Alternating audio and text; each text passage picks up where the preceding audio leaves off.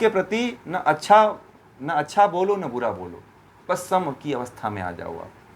यदि उसे आप अच्छा कहोगे तो भी वो आपसे जुड़ेगा, यदि आप उसे बुरा कहोगे तो आपसे द्वंद्व करेगा। हमारे साथ भी यही होता है ना कि जब हमारे अंदर क्या होता है कि जब बुरे विचार आते हैं तो बुरे विचारों से हम द्वंद्व करने लगते हैं। अब जब द्वंद्व करते हैं तो और वो बढ़ता है और भयंकर रूप से बढ़ जाता है। जैसे कोई कहता है कि मैं जो है ये गलत कार्य नहीं करूँगा। जैसे मान लीजिए आप खाना खाते हो, तो खाना खाने में क्या होता है कि कुछ लोग होते हैं जब खाना खाते हैं, बहुत स्वादिष्ट खाना बन जाता है तो खूब दबा के खा लेते हैं, भरपेट खा लेते हैं, भोजन से ज़्यादा खा लेते हैं। तो अब कहते हैं, उस दिन खा लेते हैं तो कहते हैं कि अब कल से जो है मैं ज़्यादा नहीं खाऊंगा, अब कल से कम खाऊंगा।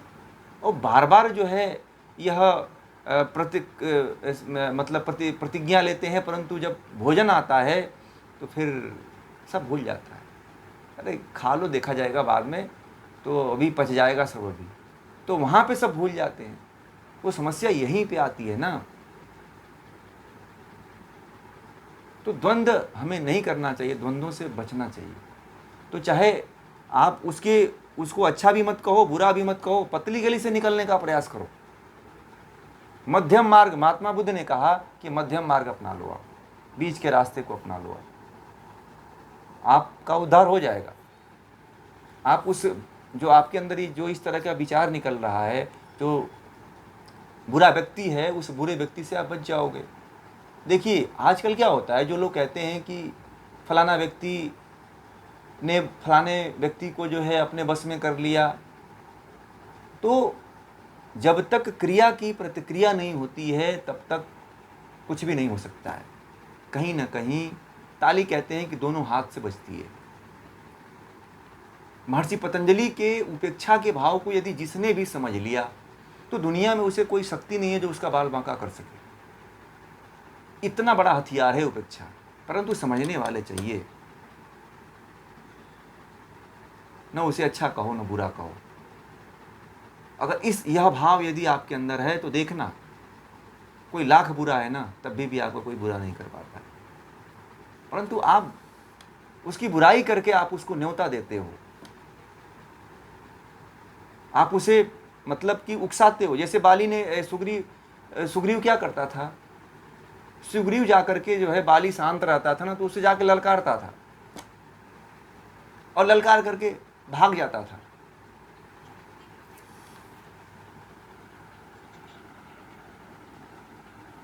अगर व्यक्ति हावी हो रहा है तो गीता कहती है कि आप उसको एक आध बार समझाओ, नहीं समझता है तो कहते हैं कि सठे साठ्यम समाचरित, जैसे को तैसे उसी की भाषा में और उसी तरह से जवाब देना भी चाहिए।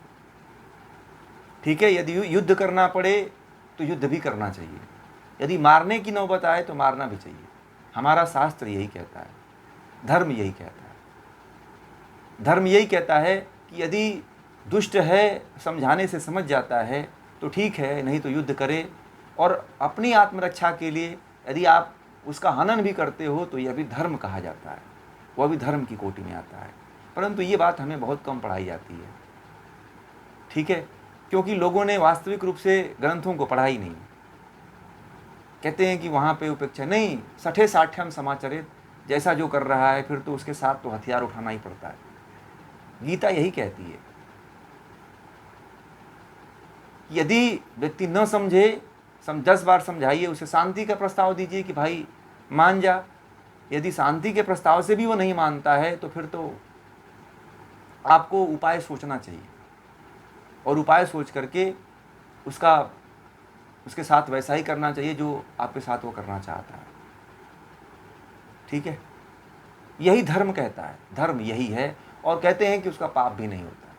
आप अपने धर्म के पक्ष, सत्य के पथ पे हो, आप सत्य पे चलने के लिए उससे आपने प्रस्ताव रखा था, परंतु जब नहीं माना, जब युद्ध ही करना चाहता है तो कर ही लो युद्ध।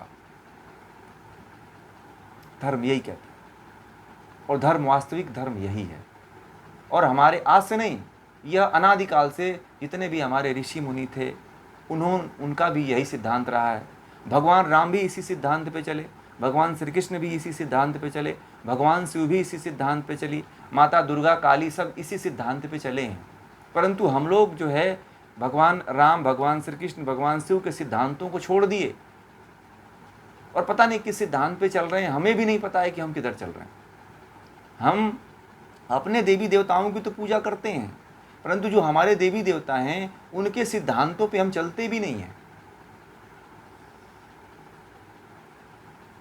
बताओ कौन ऐसा व्यक्ति है जो अपने सिद्धांतों पे चलता है? भगवान अपने, हम लोग अपने जो जिनको भगवान मानते हैं, जिनको ईश्वर मानते हैं, क्या हम उनके सिद्धांतों पे चलते हैं?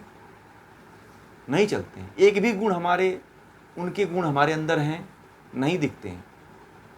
किसका गुण है? बस प्रतीक रूप में उनको मान रखा है कि हमारे देवी, हमारे देवता है। उनके चरित्र का, उनके गुण का, उनके स्वभाव का हमारे ऊपर कोई भी प्रभाव नहीं है, किसी भी तरह का प्रभाव नहीं है। न ज्ञान का प्रभाव है, न राजनीति का प्रभाव है, न युद्ध का प्रभाव है, किसी भी तरह का तो प्रभाव नहीं देखने को मिलता है।